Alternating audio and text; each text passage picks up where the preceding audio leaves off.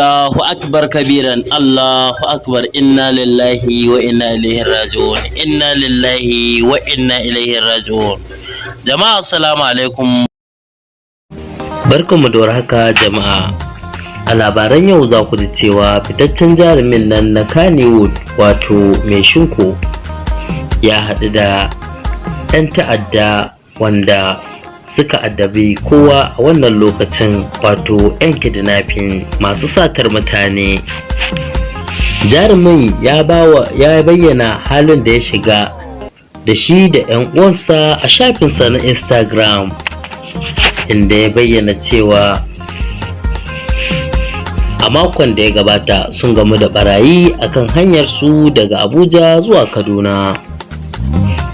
Mai Shinko ya ce barayin sun shafe minti 30 suna barin wuta, inda suka kashe mutum 10 tare da yin awon gaba da mutum 15.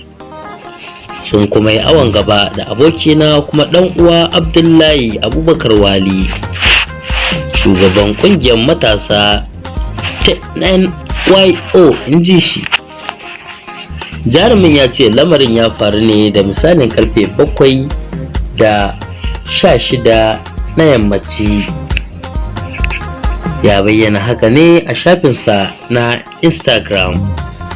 Kafin sanar da abin da ya faru da shi, Mai Shinko ya jefa mabiyansa cikin shakku bayan da ya wallafa hoto a Instagram da ke nuna alamun tashin hankali tare da rubuta inna lillahi wa inna ilaihi raji'un.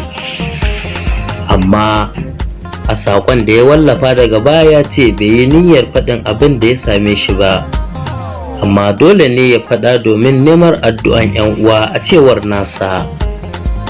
Jarumin ya yi wa abokansa addu'a Allah ya kubutar da su, kuma ya roƙi Allah ya fitar da shi da cewa barayin sun buƙaci a biya kuɗi. Hanyar su daga Kaduna zuwa Abuja kowa ya sani hanya ce wacce ta shahara, sai dai wajen fama da matsalar tsaro na satar mutane don neman kuɗin fansa. Idan wannan ne farkon ziyaranka wannan tasha, kada ku manta ku danna mana subscribe da alaman ƙararrawa domin samun labarai da dumudumin su da damun saki.